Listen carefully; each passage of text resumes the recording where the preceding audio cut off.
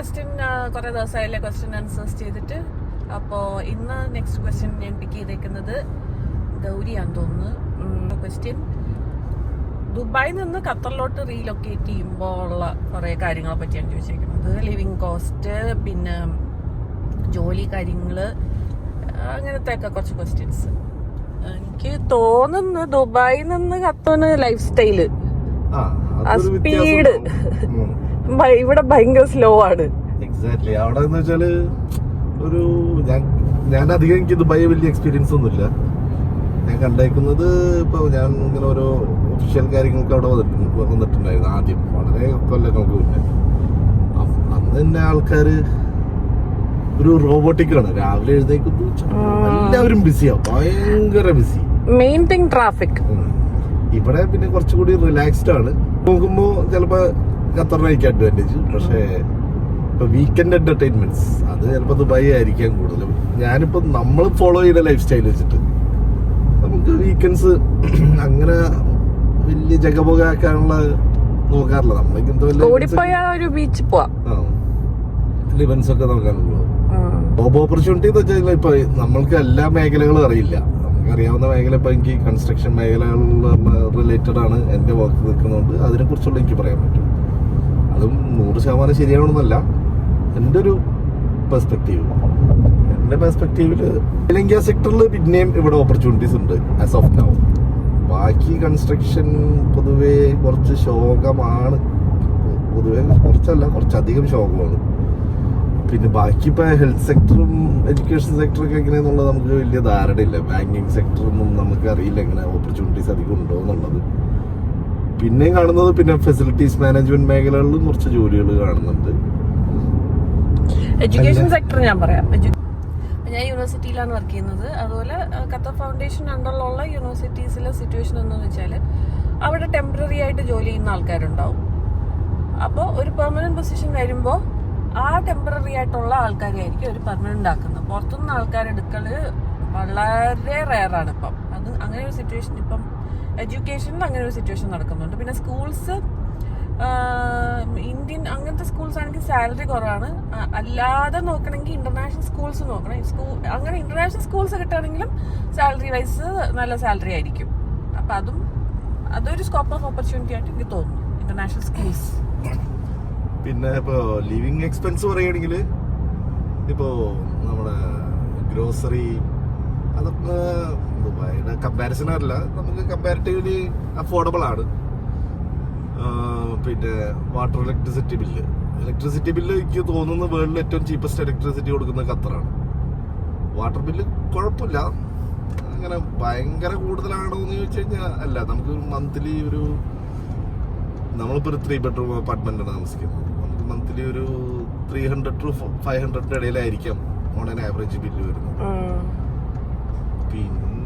പിന്നെ പെട്രോളും ചീപ്പാണ് ഇവിടെ. പിന്നെ ഞാൻ ഡിസംബറിൽ ദുബായിൽ ഒരു വെക്കേഷൻ വന്നിരുന്നു 10 ദിവസത്തേക്ക്. അപ്പൊ എനിക്ക് തോന്നിയ കുറച്ച് കാര്യങ്ങളാട്ടോ, ഖത്തറും ദുബായിട്ട് കമ്പയർ ചെയ്യുമ്പോൾ എനിക്ക് തോന്നിയ കുറച്ച് കാര്യങ്ങൾ. ഊബർ, എന്റെ അമ്മയെ, Dubai is to expensive about ഈ ഊബർ ചാർജ്. പക്ഷെ എനിക്ക് തോന്നുന്നു മെയിൻ തിങ് അവരുടെ ഊബറിന്റെ ക്ലെൻലിനെസ്. ഊബറിൽ തന്നെ എനിക്കൊന്ന് വൈഫൈ കണക്ഷനൊക്കെ ഉണ്ടെന്ന് തോന്നുന്നു. ഓക്കെ, അതൊക്കെ സമ്മതിച്ചു. സ്റ്റിൽ ഭയങ്കര എക്സ്പെൻസീവ് ആണ് ദുബായ്. ഇവിടെ അങ്ങനെ നോക്കുമ്പോൾ ഊബർ ഭയങ്കര കുറവാട്ടോ ഊബർ ചാർജ്. പിന്നെ എവിടെ പോയാലും എൻട്രി ഫീ ദുബായില്. ഇവിടെ ഉണ്ട് എൻട്രി ഫീ ഇല്ല എന്നല്ല, പക്ഷെ നമുക്ക് കുറെ ആപ്സും കാര്യങ്ങളൊക്കെ ഉണ്ട്, ബൈ 1 get 1 free അങ്ങനെയൊക്കെ. അതും നമുക്ക് അഫോർഡബിൾ ആക്കാം. അങ്ങനത്തെ കുറച്ച് കാര്യങ്ങളൊക്കെ ഉണ്ട്. പിന്നെ അതുപോലെ പാർക്കിംഗ് ചാർജസ് പല സ്ഥലങ്ങളിലും ഇവിടെ ഫ്രീ പാർക്കിംഗ് കിട്ടാറുണ്ട്. ഇപ്പം പാർക്കിൽ പോയാലും അങ്ങനത്തെ സ്ഥലങ്ങളിലൊക്കെ ഫ്രീ പാർക്കിംഗ് ഉണ്ട്. പക്ഷെ ദുബായിൽ ഞാൻ അങ്ങനെ നോക്കുമ്പോൾ അതൊക്കെ കുറെ എക്സ്പെൻസസ് ആഡ് ആവുന്നുണ്ട്.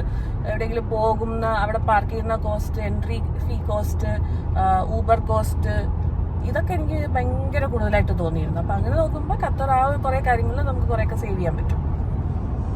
Anything to add? പിന്നെ പബ്ലിക് പാർക്കിംഗ് ഫ്രീ ആണ്, പബ്ലിക് ട്രാൻസ്പോർട്ട് ഈവൻ ദുബായില് നമ്മുടെ ഇവിടെ ഖത്തറിലെ മെട്രോ 2 റിയാലാട്ടോ. ദുബായിൽ എനിക്ക് തോന്നുന്നു 7 എങ്ങാണ്ടാന്ന് തോന്നുന്നു മിനിമം. ഓരോ സ്റ്റേഷൻ അനുസരിച്ച് മാറും. നമ്മുടെ ഇവിടെ അത് നമ്മള് $2 തന്നെയാണ് ഫിക്സ്ഡ് എമൗണ്ട്. പിന്നെ വളരെ ജഗപൊക ഒന്നുമില്ല, സമാധാനമാണ്, സേഫാണ്. അതൊക്കെ അത് ദുബായ് അത് തന്നെയാണ്, ഇവിടെ അത് തന്നെയാണ് സിറ്റുവേഷൻ. സേഫ് കൺട്രി ആണ്, സേഫ് സ്പേസ് ആണ്. നമുക്ക് ഏത് പാതിരാത്രിയിൽ ഇറങ്ങി നടക്കാം, അങ്ങനത്തെ കുഴപ്പങ്ങളൊന്നുമില്ല. അപ്പോൾ ഞാൻ ലിവിങ് എക്സ്പെൻസസിനെ പറ്റി പറഞ്ഞു, ജോലിയുടെ സിറ്റുവേഷൻ പറഞ്ഞു.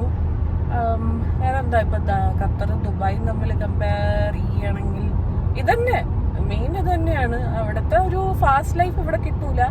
ഇവിടെ കുറച്ച് സ്ലോ മോഷനാണ്. അപ്പം കൂടുതലായിട്ടും നമുക്ക് ഫ്രണ്ട്സ്, ഇവിടെ കുറച്ച് ഫ്രണ്ട്സും ഗ്രൂപ്പ്സ് ഒക്കെ ഉണ്ടാക്കേണ്ടി വരും, അല്ലെങ്കിൽ ലൈഫ് സ്റ്റക്ക് ആയതുപോലെ തോന്നും.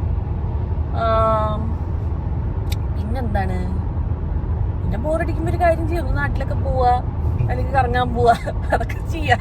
അതൊക്കെ നമ്മളതെങ്ങനെ മാനേജ് ചെയ്യണമെന്ന് ബേസ് ചെയ്തിരിക്കും. പക്ഷെ അതാണ് സേവിങ്സ് വൈസ് എനിക്ക് തോന്നുന്നു ഇത് ഖത്തർ ഒരു ബെറ്റർ ഓപ്ഷനാണ്.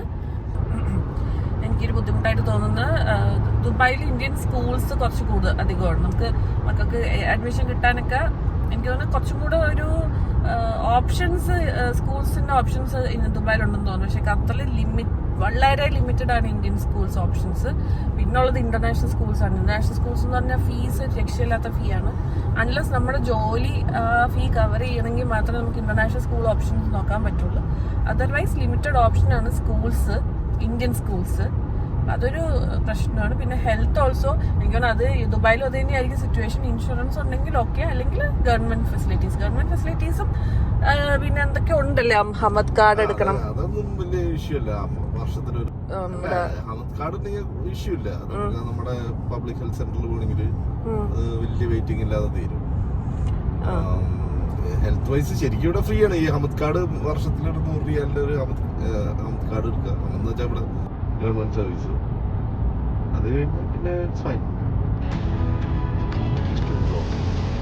സത്യം പറയാലോ എനിക്കും ഇഷ്ടമാണ്. ദുബായില് 10 ദിവസം പോയപ്പോ എനിക്ക് കുറച്ചും കൂടെ ഖത്തർ ഇഷ്ടമായി. ബിക്കോസ് ഇവിടെ നമുക്കൊരു ഫാമിലി ഫീലാണ് ഖത്തറില്. അത് അറിയില്ല, എനിക്ക് I can say proudly this is my second home. അല്ലേ, സെക്കൻഡ് ഹോം ഞാൻ നാട്ടിൽ പോകാനായിട്ടില്ല, ഞാൻ ഇതായിട്ട് പോയി. ഇവിടെ ഇഷ്ടം സെക്കൻഡ് ഹോം അല്ലേ, ഇതന്നെ ഹോം. അപ്പൊ അതാണ് നമുക്ക് ഞാനിതെല്ലാം ആൻസർ ചെയ്തു ആണ് എന്റെ വിശ്വാസം. എന്തെങ്കിലും ഞാൻ മിസ്സാക്കിയിട്ടുണ്ടെങ്കിൽ പ്ലീസ് കമന്റ് ഞാൻ അതിന്റെ റിപ്ലൈ തരാം.